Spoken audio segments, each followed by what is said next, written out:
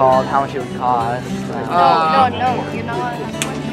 Well, I bought the car in 1976, Alright. so that was 39 years ago.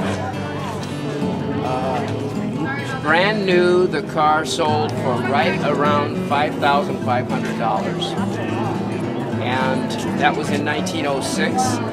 And for $5,500 in 1906, you could have probably purchased 3 or 4 houses.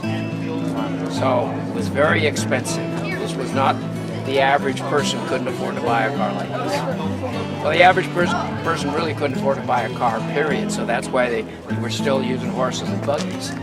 But these were kind of hand-built cars, so they were very expensive.